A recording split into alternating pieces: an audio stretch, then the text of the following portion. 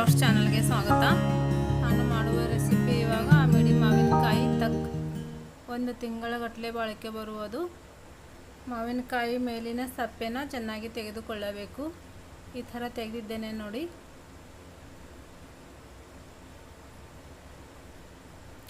ಸಪ್ಪೆ ಹಾಕಿದರೆ ಸ್ವಲ್ಪ ಕಹಿ ಆಗುತ್ತೆ. ಈ ಥರ ಚೆನ್ನಾಗಿ ಸಿಪ್ಪೆ ತೆಗೆದುಕೊಂಡು ಹೀಗೆ ತುರಿದುಕೊಳ್ಳಿ. ನೋಡಿ ಎಷ್ಟು ಚೆನ್ನಾಗಿ ಬಂದಿದೆ ಅಂತ. 3 ಮಾವಿನಕಾಯಿನ ತುರಿದುಕೊಂಡಿದ್ದೇನೆ. ಈಗ ಇದನ್ನು ಚೆನ್ನಾಗಿ ನೀರಿನಲ್ಲಿ ತೊಳೆದುಕೊಂಡು ಇಟ್ಕೋಬೇಕು. ನೀರಿನಲ್ಲಿ ತೊಳೆದು ಇಟ್ಕೊಂಡಿದ್ದೇನೆ. ಈಗ ಇದನ್ನು ಒಗ್ಗರಣೆ ಮಾಡೋಣ. ಒಗ್ಗರಣೆಗೆ ಎಣ್ಣೆ, ಸಾಸಿವೆ ಪುಡಿ. ಈ ಸಾಸಿವೆನ ಈ ಥರ ಪುಡಿ ಮಾಡ್ಕೊಂಡು ಇಟ್ಕೊಂಡಿರೋದು. ಜೀರಿಗೆ, ಮೆಂತ್ಯ, ಮೆಣಸು, ಲವಂಗ ಇದಕ್ಕೆ ಕಂಪಲ್ಸರಿ ಬೇಕು. ಖಾರ, ಅರಸಿನ, ಉಪ್ಪು, ಶುಂಠಿ ಬೆಳ್ಳುಳ್ಳಿ ಪೇಸ್ಟ್. ಮೊದಲಿಗೆ ಒಗ್ಗರಣೆಗೆ ಎಣ್ಣೆಯಲ್ಲಿ ಅರ್ಧ ಚಮಚ ಸಾಸಿವೆ,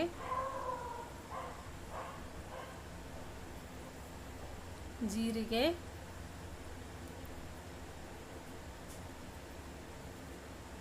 ಮೆಂತ್ಯ, ಮೆಣಸು, ಲವಂಗ ಹಾಕಿದರೆ ತುಂಬ ಚೆನ್ನಾಗಿರುತ್ತೆ.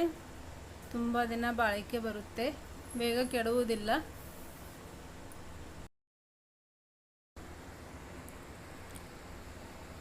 ಶುಂಠಿ ಬೆಳ್ಳುಳ್ಳಿ ಪೇಸ್ಟ್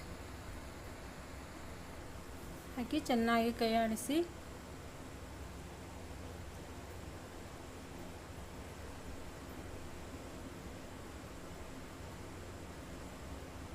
ಒಗ್ಗರಣೆ ಮಾಡುವಾಗ ಗ್ಯಾಸ್ ಸಣ್ಣ ಇರಬೇಕು. ರುಚಿಗೆ ತಕ್ಕಷ್ಟು ಉಪ್ಪು, ಅರಸಿನ, ಖಾರದ ಪುಡಿ,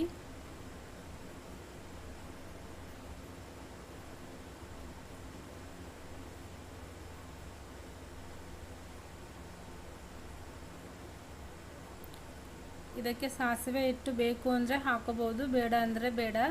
ಸಾಸಿವೆ ಹಿಟ್ಟು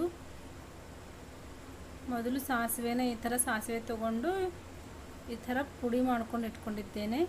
ಸಾಸಿವೆ ಹಿಟ್ಟು ಹಾಕೊಳ್ಳೋಣ. ಸಾಸಿವೆ ಹಿಟ್ಟು ಹಾಕುವುದರಿಂದ ಜಾಸ್ತಿ ದಿನ ಬಾಳಿಕೆ ಬರುತ್ತೆ, ಬೇಗ ಕೆಡುವುದಿಲ್ಲ. ಆರೋಗ್ಯಕ್ಕೂ ಒಳ್ಳೆಯದು. ಸಾಸಿವೆ ಚೆನ್ನಾಗಿ ಎಣ್ಣೆ ಬಿಟ್ಕೊಳ್ಳುತ್ತೆ ಸಾಸಿವೆ.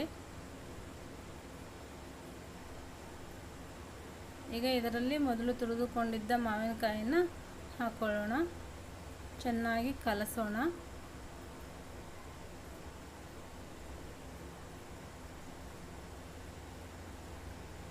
ಮಸಾಲೆಯಲ್ಲಿ ಚೆನ್ನಾಗಿ ಕಲಿಯಬೇಕು.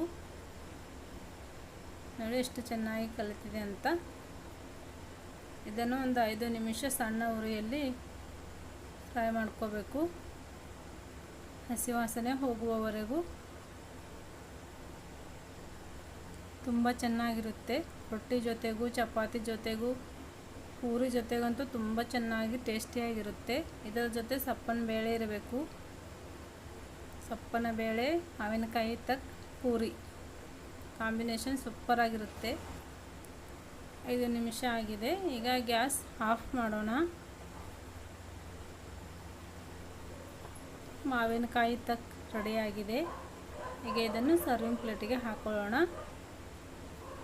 ನೀವು ನಿಮ್ಮ ಮನೆಯಲ್ಲಿ ಈ ಥರ ಟ್ರೈ ಮಾಡಿ ತಿಂಗಳಗಟ್ಟಲೆ ಇಟ್ಕೊಂಡು ತಿನ್ನಬಹುದು. ಈ ವಿಡಿಯೋ ನಿಮಗೆ ಇಷ್ಟವಾದರೆ ಲೈಕ್ ಮಾಡಿ, ಶೇರ್ ಮಾಡಿ. ಹೊಸ ಫ್ರೆಂಡ್ಸ್ ಆದರೆ ಸಬ್ಸ್ಕ್ರೈಬ್ ಮಾಡಿ. Bye friends.